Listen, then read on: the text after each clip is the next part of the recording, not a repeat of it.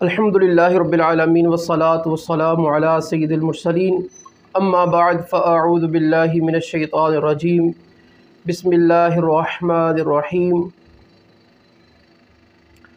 قال اللہ تبارک و تعالی فی القرآن المجید ما کان محمد ابا احد من رجالکم ولکن رسول اللہ وخاتم النبیین وکان اللہ بکل شیء علیما آمنت باللہ صدق اللہ العظیم وصدق رسولہ النبی الامین الکریم وعلی آلہ واصحابہ اجمعین بلغ العلا بکمالہ کشف الدجا بجمالہ حسنت جمیع خصالہ صلو علیہ وآلہ۔ تمام بھائی نبی آخر الزمان پر درود پاک پڑھ لیں۔ الصلاۃ والسلام علیکہ یا رسول اللہ وعلی آلہ واصحابہ یا حبیب اللہ۔ الصلاۃ والسلام علیکہ یا نبی اللہ وعلی آلہ واصحابہ یا نور اللہ۔ کل کی کلاس میں ہم نے عقیدہ ختم نبوت کی اہمیت، ختم نبوت کا معنی، ختم نبوت کے منکرین کا حکم، ختم نبوت کے بارے میں نبی اکرم صلی اللہ علیہ وآلہ وسلم کی پیشن گوئی، منکرین ختم نبوت کی تاریخ اور آقا علیہ الصلوۃ والسلام کی حدیث مبارک پر ہونے والے ایک اعتراض کا جواب ہم نے سیکھا تھا۔ آج انشاءاللہ العزیز ہم ختم نبوت کے حوالے سے بات کریں گے کہ قرآن پاک سے عقیدہ ختم نبوت کا ثبوت کیسے ہوتا ہے، لفظ خاتم النبیین کا معنی اور مفہوم کیا ہے، احادیث مبارکہ سے عقیدہ ختم نبوت کا ثبوت کیا ہے، ذلی اور بروزی کا معنی اور یہ معنی لینا یہ کیسے غلط ہے، اور اس کے کیا مفاہیم اور مطالب لیے جاتے ہیں اور اس کے کیا نتائج ہیں، اس پر انشاءاللہ العزیز آج ہم گفتگو کریں گے۔ تو اللہ تبارک و تعالی ہمیں آقا علیہ الصلوۃ والسلام سے سچی محبت عطا فرمائے۔ تو سب سے پہلے یہ عرض کروں گا کہ تمام بھائی اپنے مائک میوٹ رکھیے گا تاکہ ڈسٹرب کوئی دوسرا بندہ نہ ہو، نہ میں خود ہوں۔ ظاہری بات ہے کہ جب گفتگو کے اندر کوئی دوسری بات ہوگی تو پھر وہ بات کٹ آف ہو جائے گی اور دیگر لوگوں کو سمجھنے میں مشکل پیدا ہوگی۔ جہاں تک سوالات کا تعلق ہے وہ انشاءاللہ العزیز ہم آخر میں کچھ وقت رکھیں گے کہ جس میں آپ بھائیوں کے سوالات کو لیا جائے گا۔ تو اب ہم شروع کرتے ہیں۔ سب سے پہلے قرآن پاک سے عقیدہ ختم نبوت کا کیا ثبوت ہے؟ تو اولاً یہ بات ذہن میں رہے کہ عقیدہ ختم نبوت کے بارے میں قرآن پاک کی سینکڑوں آیات ہیں، جس سے کسی میں صراحتاً، کسی میں دلالتاً، کسی میں اشارتاً یا آقا علیہ الصلوۃ والسلام کی ختم نبوت کو بیان کیا گیا ہے۔ تو میں آپ کے سامنے چند ایک آیات رکھوں گا، پھر چند ایک احادیث رکھوں گا، کیونکہ وقت مختصر ہے، تمام آیات کو ڈسکس کرنا ظاہری بات ہے کہ یہ ممکن نہیں ہے، اسی طرح ساری حدیثوں کو ذکر کرنا یہ ممکن نہیں ہے۔ تو وہ مشہور آیات اور مشہور احادیث جو بیان کی جاتی ہیں اور جن کا یاد رکھنا آسان ہے اور تھوڑا ہوگا تو یاد بھی رہے گا، تو اس کے پیش نظر ہم چند چیزوں کا انتخاب کر کے اس پر گفتگو کریں گے۔ تو اب ہم بات کرتے ہیں سب سے پہلے قرآن پاک کی جو آیت مبارکہ ہے کہ جو سورہ بقرہ میں موجود ہے، اور آپ نے کئی ایک مواقعوں پر وہ آیت مبارکہ پڑھی سنی ہوگی۔ مشہور آیت مبارکہ ہے والذین یؤمنون بما انزل الیک وما انزل من قبلک وبالآخرۃ ھم یوقنون۔ اللہ تبارک و تعالیٰ نے سورہ بقرہ میں یہ بات ارشاد فرمائی کہ ایمان کیا ہے، ایمان والوں کی تعریف، کہ وہ لوگ جو ایمان رکھتے ہیں جو نازل کیا گیا اے محبوب آپ کی طرف،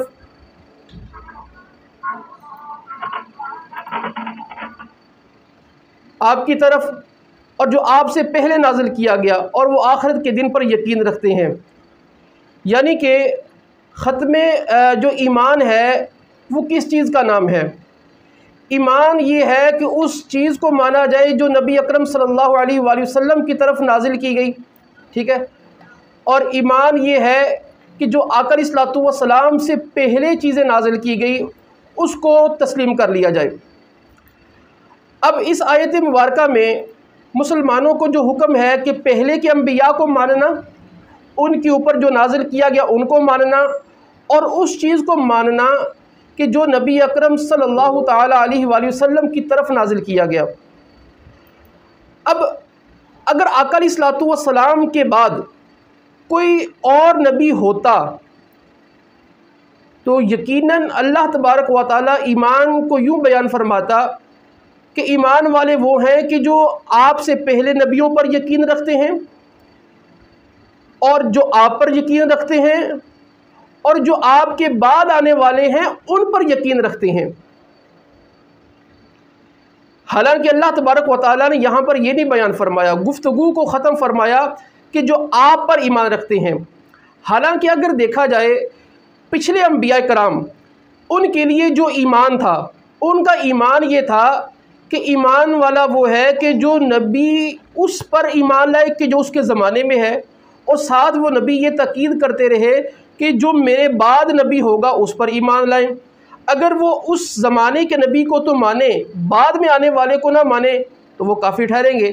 جیسے یہودیوں نے حضرت عیسیٰ علیہ الصلوۃ والسلام کا انکار کیا تو وہ کافر ٹھہرے، عیسائیوں نے نبی اکرم صلی اللہ علیہ وآلہ وسلم کا انکار کیا تو وہ کافر ٹھہرے۔ یہودی عیسائی دونوں نے انکار کیا۔ اب حضرت موسیٰ ہوں یا حضرت عیسیٰ علیہ السلام ہوں، ان کا ایمان یہ تھا کہ پہلوں پر ایمان لائیں، اس موجودہ نبی پر ایمان لائیں، اور اس موجودہ نبی کے بعد جو آئندہ نبی آنے والے ہیں ان پر ایمان لائیں۔ لیکن یہاں پر اللہ تبارک و تعالیٰ نے قرآن میں فرمایا کہ ایمان والے وہ ہیں کہ جو آپ پر ایمان لائیں اور آپ سے پہلوں پر۔ اب یہاں پر گویا کہ اللہ نے دو وحیوں کا ذکر کیا ہے، تیسری وحی کوئی نہیں ہے، یعنی ایک وحی جو پہلے آ چکی اور ایک وہ وحی جو اب آئی ہے، ٹھیک ہے، ایک وہ وحی کی جو اب آئی ہے۔ تو اب تیسری وحی کوئی نہیں کہ اب کوئی نئی وحی نہیں آئے گی، تو اللہ تبارک و تعالیٰ نے تیسری وحی کا ذکر ہی نہیں فرمایا، کیونکہ تیسری وحی ہوتی تو اللہ تبارک و تعالیٰ ذکر فرماتا۔ تو ہمارا ایمان کہاں پر ختم ہوا؟ ہمارا ایمان ختم ہوا کہ جو بندہ ایمان لائے پہلوں پر اور آقا علیہ الصلوۃ والسلام پر، بس اس کے علاوہ آگے کسی اور پر ایمان نہیں لے کے آنا۔ اب اسی طرح ہم دوسری آیت مبارکہ سورہ مائدہ کی آیت نمبر 3 کی طرف چلتے ہیں، جس میں اللہ تبارک و تعالیٰ نے فرمایا الیوم اکملت لکم دینکم واتممت علیکم نعمتی ورضیت لکم الاسلام دینا۔ فرمایا آج کے دن ہم نے تمہارے لیے تمہارے دین کو مکمل کر دیا اور تم پر اپنی نعمت مکمل کر دی اور تمہارے لیے دین اسلام کو پسند فرمایا۔ یہ آیت مبارکہ نبی اکرم صلی اللہ علیہ وآلہ وسلم کے آخری نبی ہونے پر دلالت کرتی ہے۔ اب اس آیت مبارکہ کی تفسیر کے اندر علامہ ابن کثیر وہ لکھتے ہیں کہ یہ آیت مبارکہ یہ اس امت پر اللہ کی سب سے بڑی نعمت ہے کہ اللہ نے ان کے لیے ان کے دین کو مکمل کر دیا،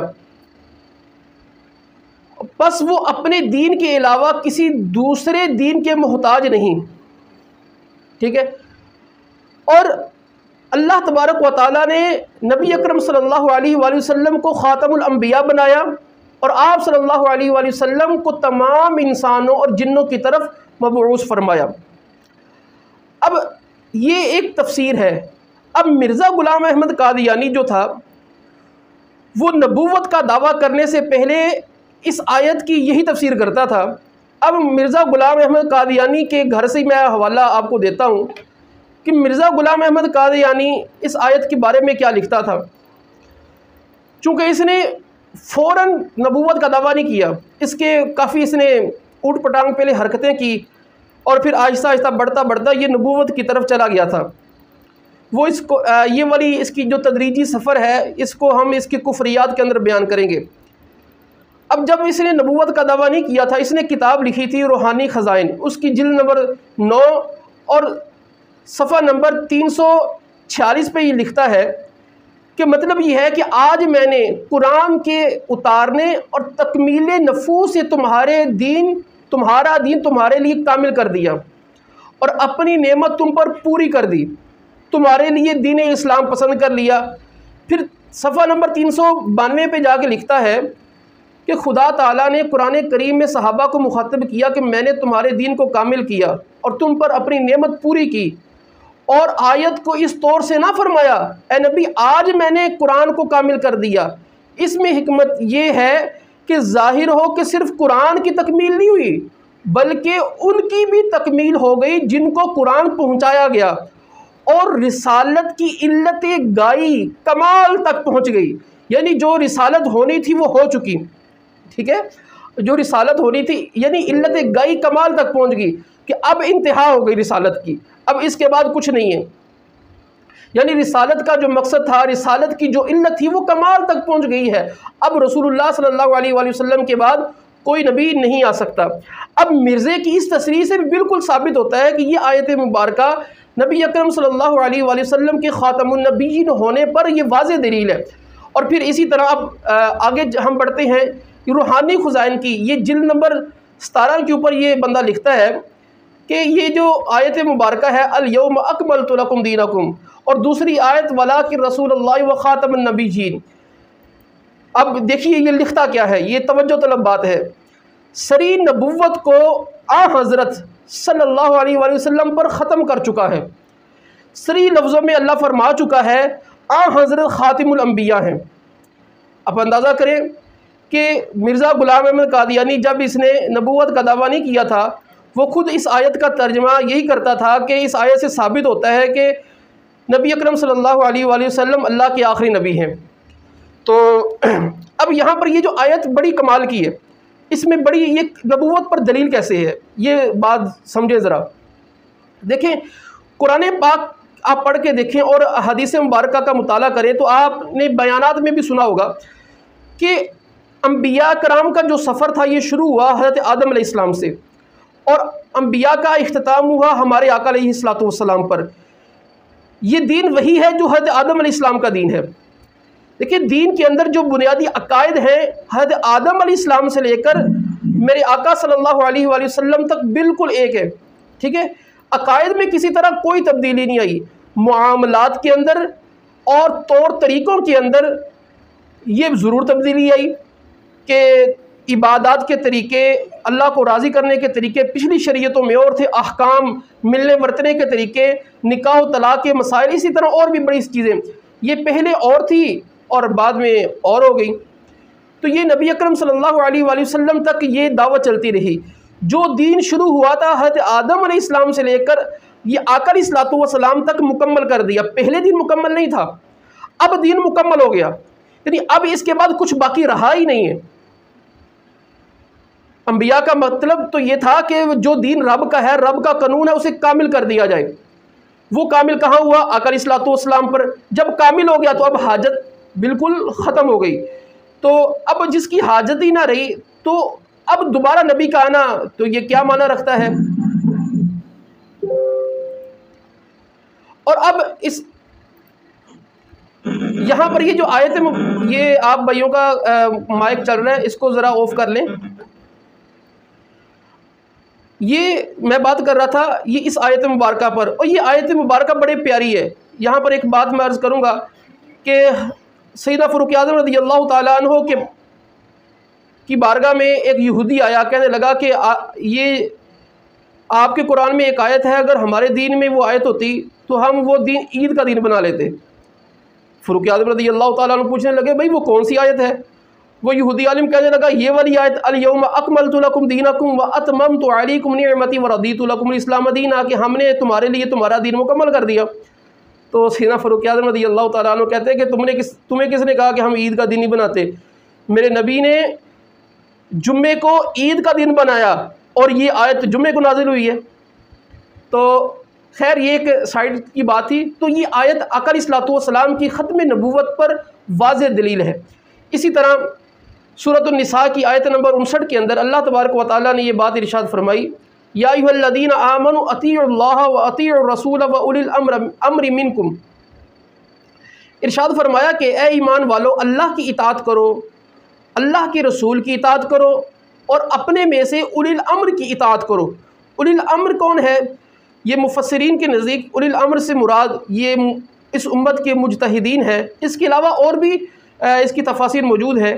خیر یہ امت میں ہی افراد موجود ہیں، اتنی بات بالکل واضح ہے۔ اب یہاں پر بات واضح یہ ہے کہ اللہ نے اللہ کی اطاعت، اس کے بعد رسول کی اطاعت، اگر رسول کے بعد کوئی دوسرا نبی ہوتا تو کہا جاتا اس رسول کے بعد جو دوسرے نبی آئیں گے ان کی اطاعت کریں، جیسے پچھلی امتوں میں ہوا، ان کو یہ تلقین کی جاتی تھی اللہ کی اطاعت کرنی ہے، اس رسول کی اطاعت کرنی ہے، اس نبی کی اطاعت کرنی ہے، اس نبی کے بعد جو نبی آئے گا اس کی اطاعت کرنی ہے۔ تو چونکہ بعد میں کوئی نبی تھا ہی نہیں، تو جب نبی نہیں تھا تو اللہ تبارک و تعالیٰ نے اس نبی کا ذکر بھی نہیں کیا، تو اب اولی الامر کہہ کر اللہ تعالیٰ نے یہ واضح کر دیا کہ آقا علیہ الصلوۃ والسلام کے بعد کوئی نبی نہیں۔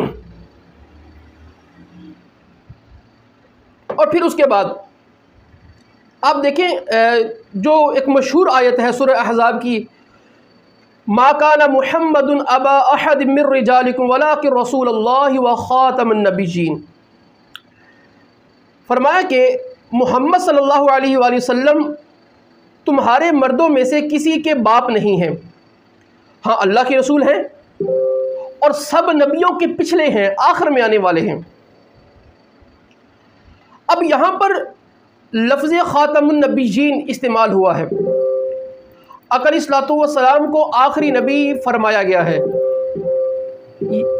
یہ والا جو معاملہ ہے کہ آخری نبی ہونا، خاتم النبیین، اس کو لے کر مختلف ہیلے بہانے بھی کیے جاتے ہیں اور اس کے معنی کو پھیرا بھی جاتا ہے۔ دیکھیں قرآن نازل ہوا میرے آقا علیہ الصلوۃ والسلام پر، اب اس قرآن کا معنی اور مطلب میرے آقا علیہ الصلوۃ والسلام ہی بتائیں گے۔ آقا علیہ الصلوۃ والسلام کے علاوہ اگر کوئی آقا علیہ الصلوۃ والسلام کے خلاف کوئی معنی بتائے گا تو اس کو تو بالکل قبول نہیں کیا جائے گا۔ اب آقا علیہ الصلوۃ والسلام کی زبان اطہر وہ ہے کہ جس کے بارے میں میرے رب نے فرمایا وَمَا يَنْطِقُ عَنِ الْهَوَىٰ إِنْ هُوَ إِلَّا وَحْيٌ يُوحَىٰ، کہ محمد صلی اللہ علیہ وآلہ وسلم اپنی خواہش سے تو کوئی کلام کرتے ہی نہیں ہیں، وہ تو وہی بولتے ہیں کہ جس کی انہیں وحی کی جاتی ہے۔ اب حدیث مبارک آقا علیہ الصلوۃ والسلام کی بڑی واضح ہے، مشہور حدیث ہے، جہاں پر اس لفظ کا معنی بیان فرمایا انا خاتم النبیین لا نبی بعدی، میں خاتم النبیین ہوں، مطلب یہ ہے لا نبی بعدی، میرے بعد کوئی نبی نہیں، ٹھیک ہے۔ خاتم النبیین کا معنی یہ میرے آقا علیہ الصلوۃ والسلام نے بیان فرمایا، اور اس لفظ کا یہی معنی آج تک امت کے تمام مفسرین نے، صحابہ کرام علیہم رضوان، تابعین نے، تبع تابعین نے، پوری امت کے جتنے محدث، جتنے مفسر، جتنے مجتہدین گزرے ہیں، وہ جاہل بھی ہوں، وہ عالم بھی ہوں، ہر خاص و عام کے اندر اس آیت مبارکہ کا صرف یہی معنی ہے کہ نبی اکرم صلی اللہ علیہ وآلہ وسلم پر نبوت ختم ہو چکی اور آقا علیہ الصلوۃ والسلام کے بعد کوئی نبی نہیں ہوگا۔ اب اس لفظ کے کئی معنی لیے جاتے ہیں۔ امام اہل سنت امام احمد رضا خان علیہ رحمۃ الرحمن، انہوں نے یہ خاتم النبیین کے کچھ معنی بیان فرمائے کہ جو اس لفظ کو ان معنوں میں لے گا وہ دائرہ اسلام سے خارج ہوگا۔ وہ کون؟ آپ لکھتے ہیں جو خاتم النبیین کا مطلب یہ نکالے کہ آیت میں یہ بیان ہے کہ نئی شریعت والا نبی نہیں آئے گا، یعنی پچھلی شریعت والا آ سکتا ہے، فرمایا کہ وہ کافر ہے۔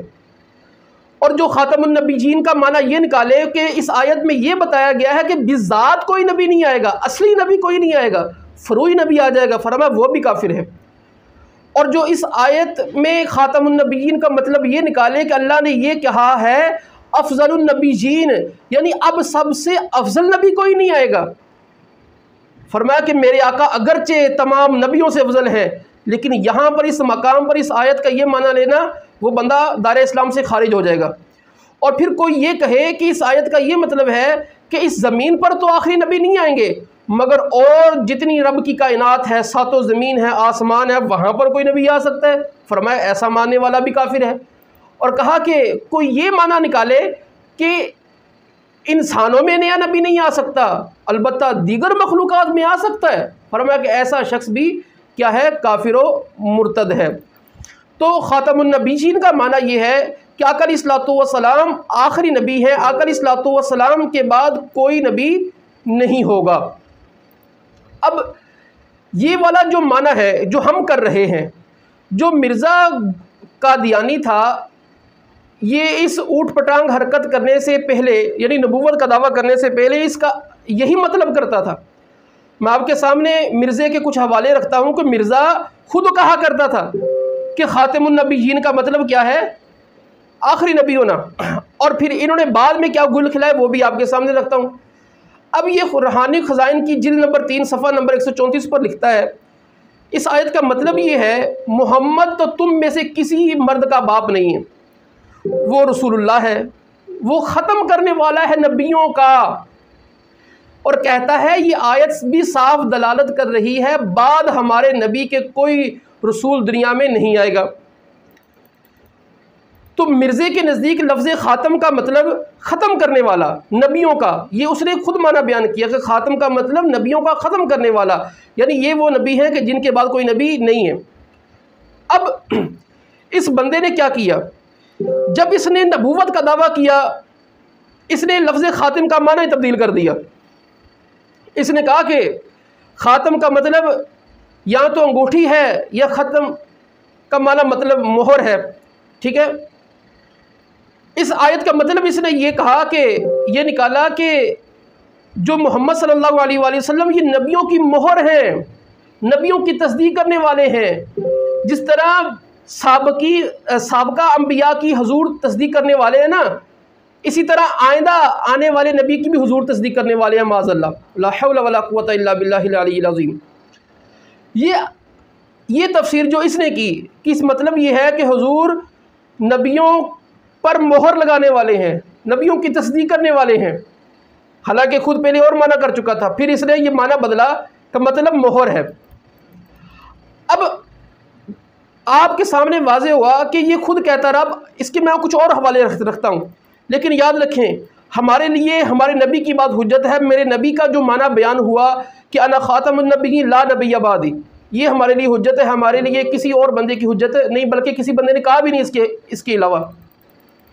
اب میں آپ کے سامنے مرزے کی کچھ کتابوں کا حوالہ رکھتا ہوں کہ جس میں یہ شد و مد کے ساتھ کہا کرتا تھا کہ محمد صلی اللہ علیہ وآلہ وسلم آخری نبی ہیں۔ اس کی کتاب ہے حمامۃ البشرا، اس کے صفحہ نمبر 76 اور 77 پر لکھتا ہے، عربی کے اندر، کسی سے چرا لی ہوگی اس نے، لکھتا ہے وَكَيْفَ يَجِيءُ نَبِيٌّ بَعْدَ رَسُولِنَا صلی اللہ علیہ وآلہ وسلم۔ یہ لکھتا ہے کہ بھلا ہمارے رسول کے بعد کوئی دوسرا نبی کیسے آ سکتا ہے؟ یہ لفظ میرے نہیں ہے بھائی، یہ قادیانی کے ہیں، مرزے کے، یہ پہلے جب اس نے نبوت کا دعویٰ نہیں کیا تھا، اندازہ کریں۔ پھر کیا کہتا ہے وَقَدْ انْقَطَعَ الْوَحْيُ بَعْدَ وَفَاتِهِ، دلیل دے رہا ہے کیونکہ حضور کے وصال کے بعد وحی تو ختم ہو گئی، حضور کے وصال کے بعد کیا ہو گئی؟ وحی ختم ہو گئی۔ وَخَتَمَ اللَّهُ بِهَا النَّبِيِّينَ، اور ہوا یہ کہ اللہ نے حضور کے ذریعے نبیوں کو ختم کر دیا، ٹھیک ہے، حضور کے بعد کوئی نبی نہیں آ سکتا۔ یہ مرزا خود لکھ رہا ہے، یعنی مرزے نے خود لفظ ختم کا مطلب آخری کیا ہے۔ اب ہم آگے چلتے ہیں، اس کی جو کتاب ہے روحانی خزائن، اس کی جلد نمبر 23 ہے، صفحہ نمبر 333 ہے۔ اب وہاں پر بھی یہ لفظ خاتم کا مطلب آخری کرتا ہے، وہ کیا؟ یہ لکھتا ہے خدا کی کتابوں میں مسیح موعود کے کئی نام ہیں، من جملہ ان کا ایک نام خاتم الخلفاء ہے، یعنی ایسے خلیفہ جو سب سے آخر آنے والا ہے۔ اب اندازہ کریں کہ اس نے لفظ خاتم الخلفاء یعنی مسیح موعود یہ بولتا تھا حضرت عیسیٰ علیہ السلام کے لیے، یعنی وہ مسیح جو آنے والے ہیں ان کا نام ایک کیا ہے؟ خاتم الخلفاء۔ اور خاتم الخلفاء کا مطلب اس نے کہا کہ ایسا خلیفہ جو سب سے آخر میں ہو، یعنی خاتم کا مطلب اس نے خود کیا نکالا؟ سب سے آخر میں۔ جب خاتم الخلفاء کا مطلب آخری خلیفہ، تو خاتم النبیین کا مطلب آخری نبی کیوں نہیں ہوگا بھائی؟ ٹھیک ہے، جب خدا دین لیتا ہے نا تو اللہ عقل بھی لے لیتا ہے، یہ یاد رکھیے گا۔ پھر ہم اس کی اگلی کتاب کی طرف بڑھتے ہیں، روحانی خزائن کی یہ جلد نمبر 21 ہے، صفحہ نمبر 412 پہ لکھتا ہے بنی اسرائیل کے خاتم الانبیاء حضرت عیسیٰ ہیں، اسلام کے خاتم الانبیاء کا نام جو احمد ہے اور محمد ہے۔ اب بنی اسرائیل میں عیسیٰ کے بعد کوئی نبی نہیں، اور اسلام میں حضور صلی اللہ علیہ وآلہ وسلم کے بعد کوئی نیا نبی نہیں۔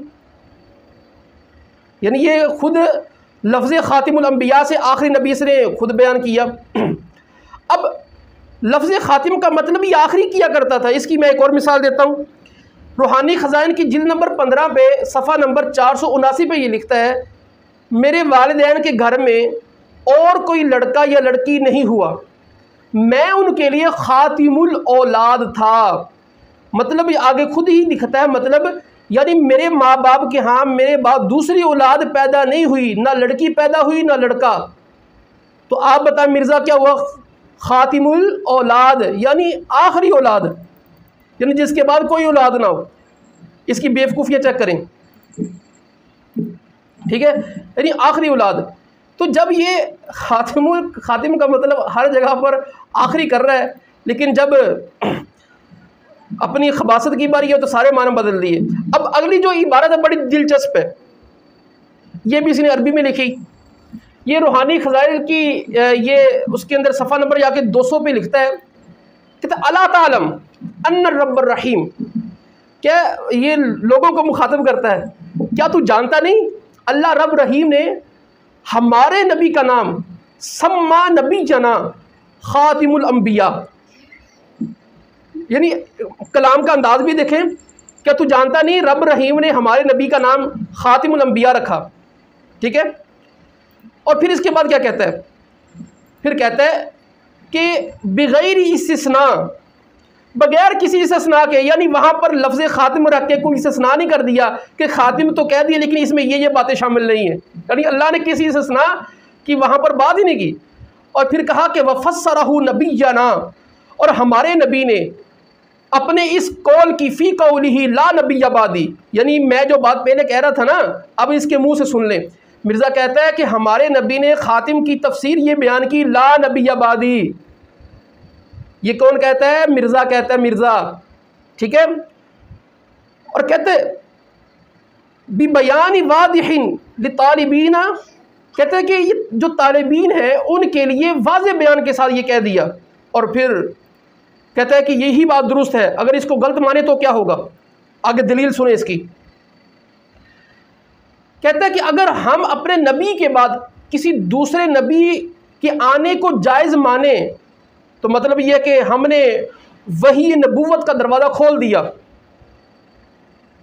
اس کے بند ہونے کے بعد کہ جب حضور نے واضح کر دیا، یعنی حضور نے واضح بھی کر دیا کہ وحی بند ہو گئی، تو ہم کسی کو نبی مانیں گے تو مطلب کیا ہوگا کہ ہم نے کیا کیا؟ وحی کا دروازہ کھول، یعنی میرے نبی بند کرتے ہیں اور ہم کھولتے ہیں۔ اور حالانکہ میرے نبی نے کہا کہ میرے بعد کوئی نبی نہیں، نبوت کہتا ہے نبوت کا دروازہ بند کر دیا گیا تو نبی اکرم کے بعد کوئی دوسرا نبی پیدا نہیں ہو سکتا، ٹھیک ہو گیا۔ تو یہ چند ایک آیات تھی، اور بھی آیات ہیں، میں نے یہ آیات آپ کے سامنے رکھی، اور آپ کو یہ بات سمجھ آ گئی ہوگی جب یہ کہتے ہیں نا خاتم النبیین ہم بھی مانتے ہیں، یہ قادیانی کہتے ہیں، تو سمجھ لیں کہ قادیانی خاتم النبیین کا کیا معنی نکالتے ہیں۔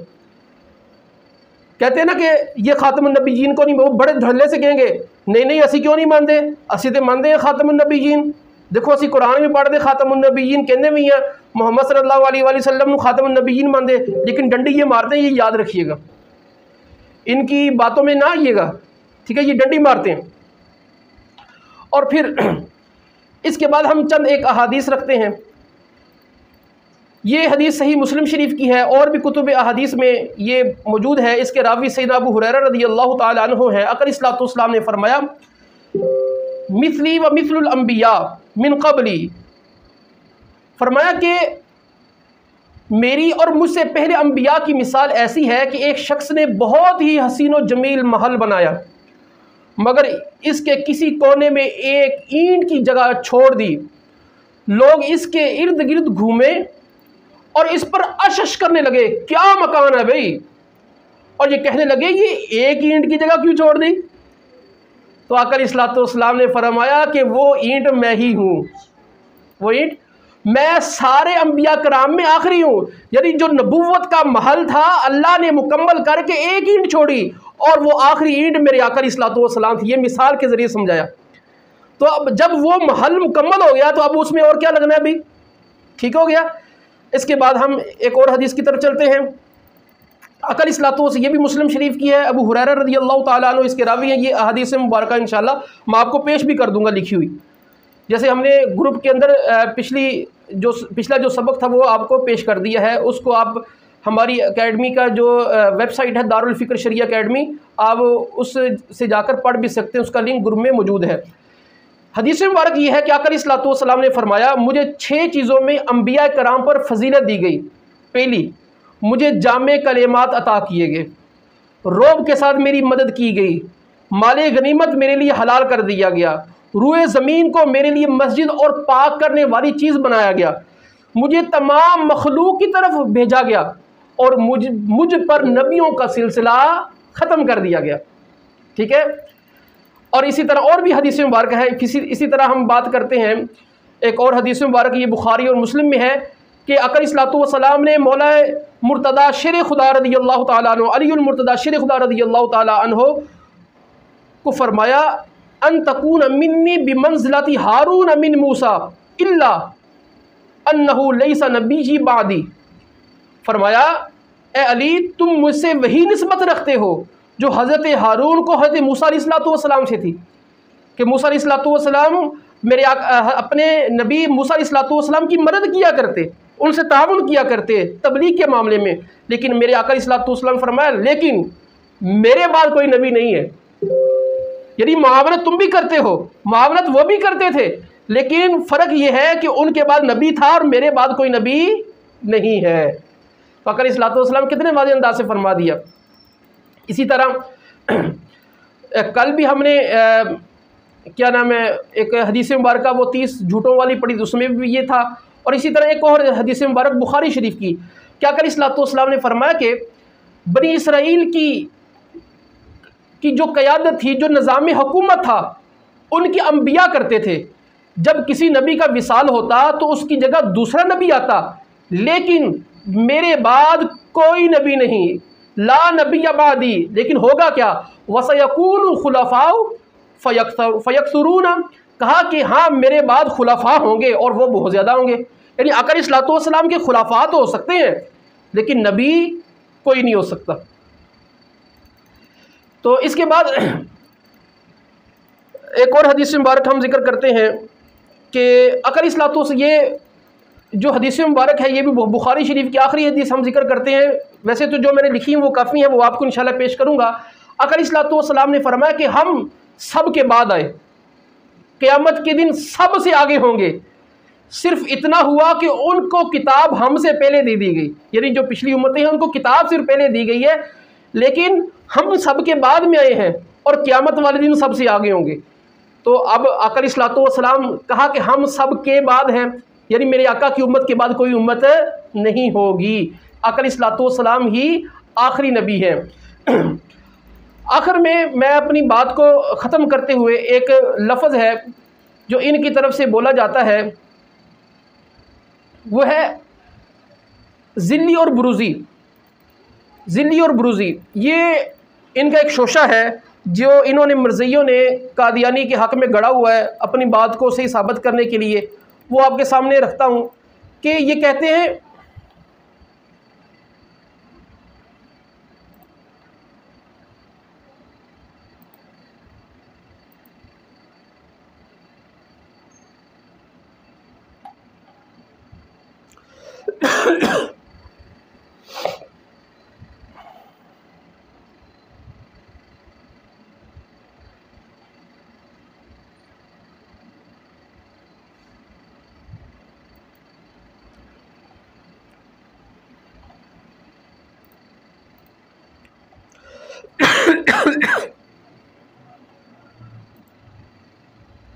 Recording in progress. Salvo.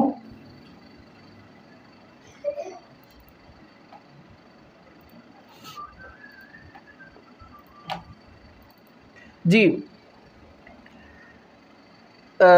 Reconnect ہوا ہے تو انشاءاللہ ہم اپنی بات کو بڑھاتے ہیں، اور آخری بات ہے، اس کے بعد ہماری بات ختم ہوگی اور ہمارا جو ٹائم تھا وہ بھی ختم ہو جائے گا، چونکہ ہمارا جو ٹائم تھا یہ 9:20 سے لے کر 10 بجے تک ہے، تو 10 بجے کے بعد تمام بھائیوں کو جانے کی اجازت ہوگی، وہ جا سکتے ہیں۔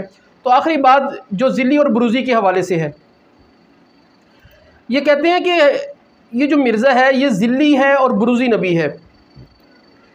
ذل کا مطلب کیا ہوتا ہے؟ ذل کا مطلب ہوتا ہے سایہ، بروز کا مطلب ہوتا ہے کوئی دوسرا بندہ اس کی جگہ ظاہر ہو جائے۔ یہ جو عقیدہ ہے یہ عقیدہ ہندوؤں والا عقیدہ ہے کہ ہندوؤں میں تناسخ کا عقیدہ ہے کہ بندہ مرنے کے بعد ایک نئی صورت میں آ جاتا ہے، وہ اس کی جگہ آ جاتا ہے۔ اب مرزا کہتا ہے کہ میں نبی یوں ہوں کہ میں محمد صلی اللہ علیہ وآلہ وسلم کا سایہ ہوں، اقلی الصلوۃ والسلام کی اتباع میں میں اتنا بڑا کہ میں ان کا سایہ بن گیا۔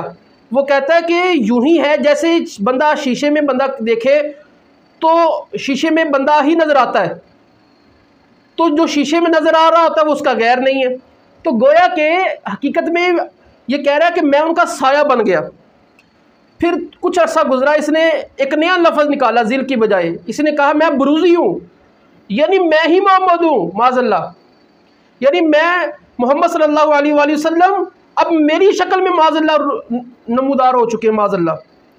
یہ لفظ یہ بولتا ہے یہ بدبخت انسان، اور ایسا کبھی انسان، یہ اتنا گندا انسان تھا، اتنا کبھی انسان تھا، اور اس کے ایسی اس کے کیا کہوں، اس کے لیے کوئی لفظ نہیں ہے کہ یہ کتنا گھٹیا انسان تھا۔ اور کہتا ہے کہ گویا کہ محمد صلی اللہ علیہ وآلہ وسلم میری شکل میں آ چکے ہیں، اور یہ کہتا ہے کہ میں محمد صلی اللہ علیہ وآلہ وسلم کا سایہ بن چکا ہوں، ان کی اتباع میں اتنا آگے بڑھا کہ میں آگے بڑھ چکا ہوں۔ اب یہ جو عقیدہ بناتا ہے اس کو میں سمجھاتا ہوں کہ یہ کیسے غلط ہے۔ یعنی یہ کہتا ہے کہ میں محمد کا آئینہ ہوں، معاذ اللہ۔ کہتے ہیں جب آئینہ ہوا تو گویا کہ پھر وہی ہو گیا۔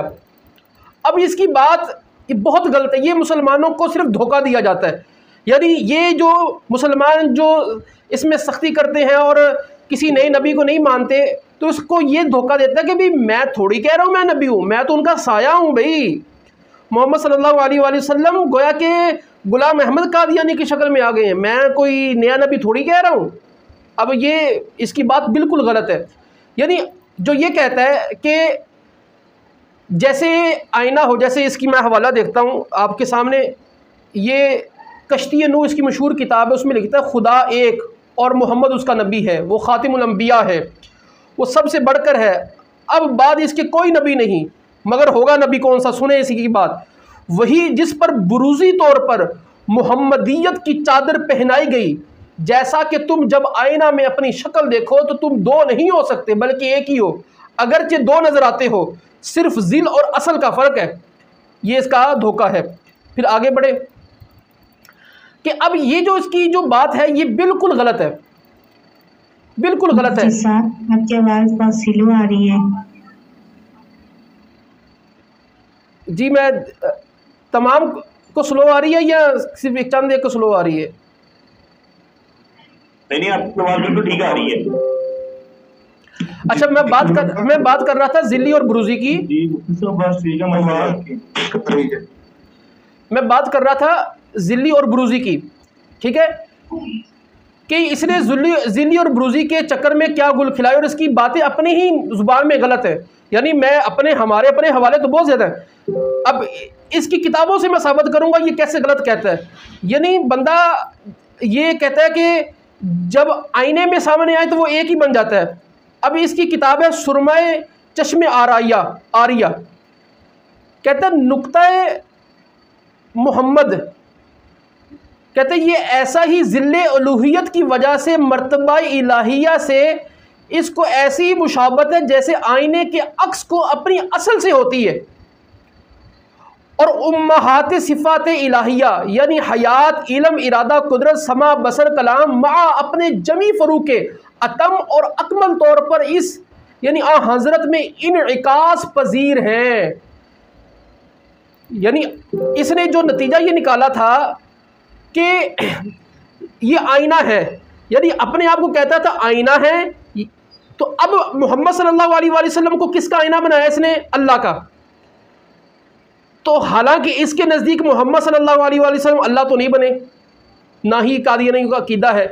اگر اس کی من گڑت فلسفے کو مان لے تو مطلب یہ نکلتا ہے کہ اگر آئینہ سے کوئی نبی بن جاتا ہے، ٹھیک ہے، یعنی نبی اگر شیشے میں دیکھے تو وہ معاذ اللہ وہ غلام احمد قادیانی بن جائے گا۔ اب یعنی یہ بات اس کی اپنی زبان میں غلط ہے، یعنی خود محمد صلی اللہ علیہ وآلہ وسلم کو یہ رب کا آئینہ بناتا ہے، اس میں تو نہیں یہ کہتا کہ محمد ذلی طور پر خدا ہیں۔ یہ اس کی بات اگر مان لی جائے وہ ہے غلط، لیکن اس کی جملوں میں اگر سمجھ لیا جائے کہ میں آئینے کی طرح ہوں۔ پھر اس کی ایک اور جگہ پر لکھتا ہے، یہ ایام الصلح کے اندر یہ اپنی کتاب ہے، اس کے اندر صفحہ 35 پہ لکھتا ہے، حضرت عمر کا وجود ذلی طور پر گویا آن جناب کا ہی وجود تھا۔ پھر آگے بڑھے، کہتے ہیں خلیفہ در اصل رسول کا ذل ہوتا ہے، یہ خود لکھتا ہے شہادت القرآن کے اندر۔ پھر یہ اپنی کتاب فتح اسلام کے اندر لکھا ہے کہ جو صحابہ کرام تھے نا، حضرت کی عکسی تصویریں تھیں۔ اب مجھے یہ بتائیں کیا قادیانی مسلک میں حضرت عمر ذلی نبی ہیں معاذ اللہ، یا صحابہ کرام یہ ذلی نبی؟ حالانکہ ان کے نزدیک یہ نہیں ہے۔ اگر اس کی بات کو مان لیا جائے تو معاذ اللہ آقا علیہ الصلوۃ والسلام کو خدا تسلیم کرنا پڑے گا، حضرت عمر صحابہ کرام کو پھر کیا تسلیم کرنا پڑے گا کہ یہ ذلی نبی ہیں، حالانکہ یہ ان کا اپنا عقیدہ بھی نہیں ہے۔ اور حالانکہ قادیانی یہ عقیدہ ان کا کسی بھی جگہ پر نہیں ہے، بلکہ یہ ذلی کی، یہ بروزی کی کہ اب وہی ایک نئی شکل میں معاذ اللہ آ چکے، اور یہ صریحاً گستاخی بھی ہے میرے آقا علیہ الصلوۃ والسلام کی۔